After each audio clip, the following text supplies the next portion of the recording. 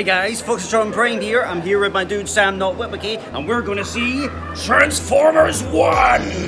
I'm very excited for this movie. I cannot wait for this movie. Let's get right Let's into get this. in. We're in the cinema. Let's go.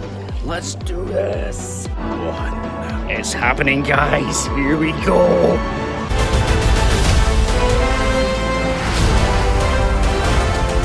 Well, guys, we just went to see the film, and it was amazing. Unreal. I mean, screw you, Megatron! You betrayed Prime! Oh man. But honestly, so guys, excited. the movie was great. We are going to do a full review in the car, so just give us a sec. Transition, please. I'm in my prime, Optimus. I wanna be Megatron. Steve, I can't even remember the rest of the words. Damn you, Sam Not Whipperkey. What do you have to say for yourself? Bring me the boy. You have to understand, my friends. He's an absolute imbecile. Oh, come on, you know it's true. It is logical. You are a fool. You're only human. Why do I exist? Just to suffer. Because well, that's exactly reason. You meant to suffer, huh? So we're back after the film, and I have to say, that was the best Transformers film I've ever seen. Incredible. Voice acting, phenomenal. Everything was on point. The animation was just... honestly, I've never seen animation that... Like, genuinely, it was so fast-paced. It's so clean. It was nice and gritty when it needed to be. It was such a nice combination between humour and action. Oh yeah, because it had great dramatic moments, great action, and actually did have really good jokes in there. Because don't worry, we're not going to spoil this film for the first few minutes, because I will let you know if we're going to spoil the film later. But so what do you think of Chris Hemsworth's performance? I tell you what, you know, I'll be completely honest. I was a wee bit worried.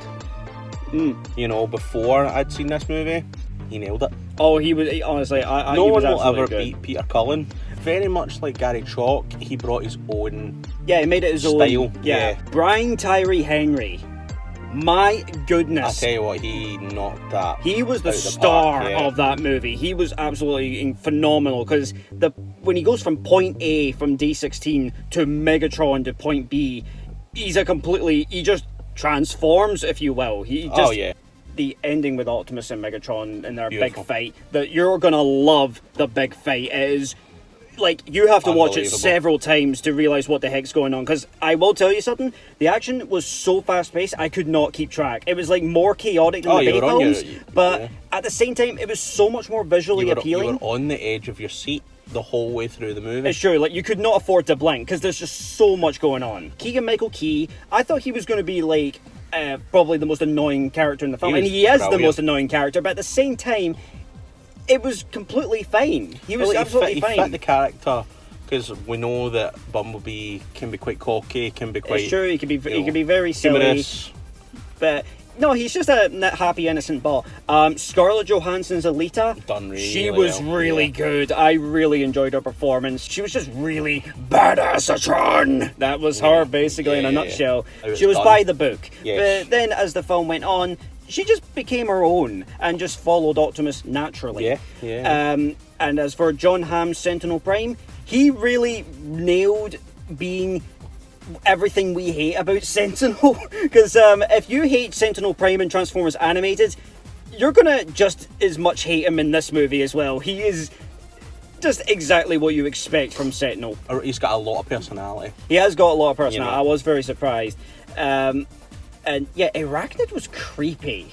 I tell you what, like her entrance. Her first bit. I was like, honestly, it was like Scourge 2.0. Oh, it was. We thought the entrance of Scourge was creepy. Arachnid took it to a completely different level, and it was as casual as you want. Honestly, I was sitting there. I might nickname Arachnid the walking security camera. She is. She's got so many Who eyes. needs security guards? You have her. I know, that's all you need. Lawrence Fishburne's Alpha Trion. He was really good. This Alpha Trion is a beast. Literally and figuratively. Hopefully that's not a spoiler. No, it's not. We saw it in the trailer. That's fine. He is the Gandalf with the fighting. Yeah, he's Gandalf the White. He's ready to go. He is Gandalf the Purple. Yeah. Steve Buscemi's Starscream. very good, actually. I actually really enjoyed it. him, but I think I enjoyed Shockwave and Soundwave a little more, but Shockwave more so. He was funny. The aesthetic for Cybertron, I mean, this is a very different version. Like, we've never seen upside-down cities on top of normal standing cities, and the mines are crazy. They're constantly reshaping, just like the surface itself. And I thought it's very creative. The music, Brian Tyler's music, Transformers Prime legend, his music was beautiful. Just amazing. So, what do you rate this movie? This is definitely one of the best ones. Yeah, because like I am. Oh, welcome to the dark. Just like this me. This was like freaking arachnidens. It's just like 9.5 Matrix of Leaderships out of 10. Roll out. Okay, it's time for the spoiler section. So, if you haven't seen the movie yet, get out of here now. Not only that. Since we rated it 9.5 out of 10, for every 10 viewers, we expect 9.5 subscriptions. How's that? Is that even possible? Yes. I mean, basically, would that mean someone has to subscribe and then unsubscribe just for the 0.5? Either that, or they just subscribe and I don't know. Super, like they touch half the button. They're like, whoop! So, how long do you think we'll be here? I'm not talking to you. The start where we see Primus. We've never seen Primus on the big screen, and even more so, we've never seen Primus transform into Cybertron itself. And that was he transformed the same way the toy does, the Cybertron toy figure. Like, it was the same way. Yeah, because it turns out the Matrix is basically the Allspark in this scenario, because basically, without the Matrix, the Cybertron and Energon supply diminishes. Begins with Orion Pax, and he is searching for the Matrix of searching Leadership. for answers. Yeah. He's trying to help. He's trying to help Sentinel Prime find the Matrix of Leadership, but he doesn't. So he and Megatron, they enter what's called the Iacon 5000, a big race, and they lose. Naturally. They lose, but they prove they get beaten by Chromia, of all bots. I'm gonna kill you! I accept those terms. We were talking about characters that, we just didn't like. I know, Darkwing, you suck! You two, come with me. They get demoted all the way down to Bumblebee, and Bumblebee, he's a weirdo. This is one of my favorite jokes. Guys, the substitute Bumblebee is real in this movie. And why? Because he named one of his little dummy bots AA-tron. You done messed up, AA-Ron! I love that so much. I could not stop laughing. No, just the fact that came up with his voice, that's just thank you. Bumblebee. Optimus discovers a little tiny device that shows the last transmission of Alpha Trion. And it shows a map, it's like a wee treasure hunt. So they board a train to head up to the surface. Alita 1 finds them there. She was trying to report them in, but she ends up coming along for the ride. Because of the chaotic structure of Cybertron constantly shifting, they get knocked out by getting off the train, and the train's gone, so they have to go on foot to find a little treasure map. So they find the cave of the Tomb of the Primes, basically. Well, that's when it leads to they find Alpha Trion. They wake him up with a little Energon cube. The first thing that popped in his head was wondering, why are they cogless? Because he explains to them, all Transformers are born with a cog. And as soon as they made any mention about Sentinel, he says, he is not a true Prime. And that's when we get the explanation that Sentinel Prime betrayed the Primes of old, because he was a sellout to the Quintessons. Son of a... The Primes get found by the Quintessons. Yeah, because they were led into a trap, and he slaughters them. Yeah. I love that they showed a flashback without showing a flashback, because we get a hologram of the flashback all around the characters so they can see for themselves that Sentinel was the one that betrayed them, and they don't believe it. But then they hear the sound of it. Hello, darkness, my old friend. Are you ready? Let's see if it's working.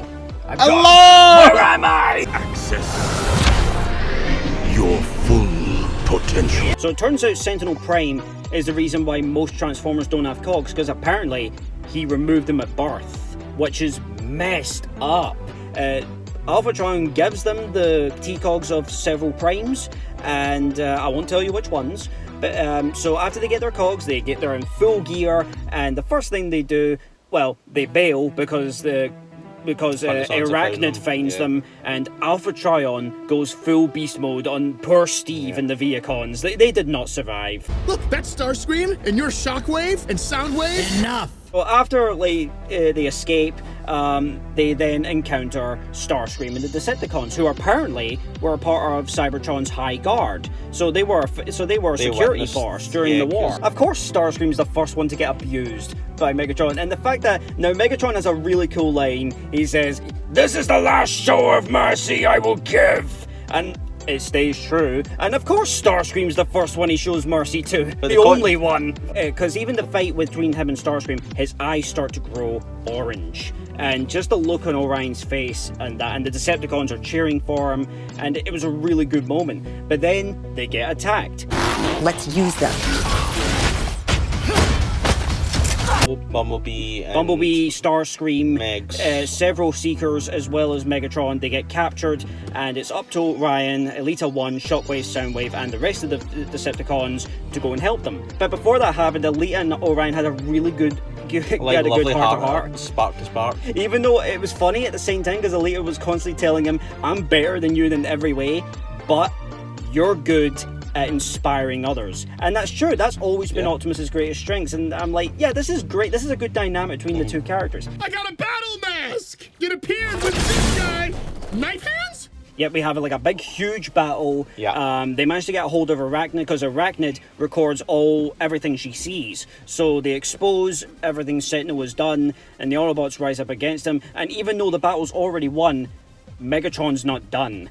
He attacks Sentinel and tries to kill him. Like, he's hunting him down. Like, he's beating him while he's down. And before he can initiate the final blow, Orion stops him. And like, he tries so hard to stop him, but Megatron, when he's just about to shoot, he shoots straight through Orion by accident. And this is what leads to, personally, my favorite scene of the whole film. Me too. So Megatron is distraught that he shot his best friend, and he grabs him before he could fall off the cliff. And then his eyes go completely red, and he says, "I'm done saving you." He drops Optimus down a deep hole. So Optimus is just falling. lets and him go. falling. So we'll get back to that. So after that, he says that the time of the primes is over. So he grabs Sentinel and does to him what he did to Jazz in 2007. You want to be? No. I want to. Rips him in half. Took him 2 pieces. Yep, he wanted 2 pieces. Yeah. And he not only that, he wanted 3 pieces. He took the cog of Megatronus Prime out of his chest and put it into his own, and that's when the birth of Megatron becomes. Oh, yeah. Like, all the Decepticons are destroying everything, and Elita and Bumblebee try to stop him, but they're no match for him. So we're then back to Orion falling deeper and deeper into Cybertron. Channel down to the So core. he appears before the Spark of Primus himself, And all the primes, he yeah. sees all the primes, and they're saying he's worthy, and the Matrix is bestowed upon him. We could have built the future together. I don't think so. So yeah, Optimus rises up to the surface in classic Optimus form. Basically, they have a big brawl, and honestly, this fight was incredible. They kept transforming between modes, they were flinging each other, they kept changing weapons, and Even, Optimus like, had his battle axe. Yeah. Optimus defeats Megatron, slices his fusion cannon in half, and he banishes him. Because the thing is, the war's not started. Because we're not at that point yet. So we're just at a point that Megatron has committed a crime, and Optimus is now the new leader of Cybertron. He banishes him, so Megatron takes the Decepticons with him, and they leave for the surface. With the recognition of the Matrix of leadership being out, you see Energon start to pour. Yep, and new T-Cogs being injected into every Autobot. Yep. And this is when he addresses the beginning of the Autobots. Yep. So he sends a message in classic Optimus form, so he sends a message to the Quintessons that if they ever return, the Autobots will be there to stop them. Yep. And then it ends. But is it the end? No. We get a credit scene. It's dark, but it's like you see the outline of all the Decepticons. They're getting branded with they're their all getting insignia. branded. Yeah, and You could tell the rise of the Decepticons It's is now true, happening. and all their eyes have been shifted to red. The birth of the Decepticons is there, and they're all shooting in the sky, and it ends there. As one. Yeah, anyway, so yeah, that's the end of the spoiler section, guys, and that's pretty much the end of our review. Yeah, I honestly, I think it's 100% a must go see. Are you saying because this is basically the best divorce movie of all time? Yeah, probably. But if you have not seen this movie, go see it. If you're a casual Transformers fan, if you are a die-hard Transformers You'll fan, love it. Doesn't really matter. It's a feel-good movie. Exactly. Go see it. You don't need to know Aiden, because this movie will tell you. It will tell it for you. Absolutely. So yeah, great Transformers movie. 9.5 out of 10. So that's it, guys. Yeah. So oh no! Oh, not again! We fight to die. Anyway, follow me on X, Instagram, like and subscribe, and roll out. Damn you! Yeah.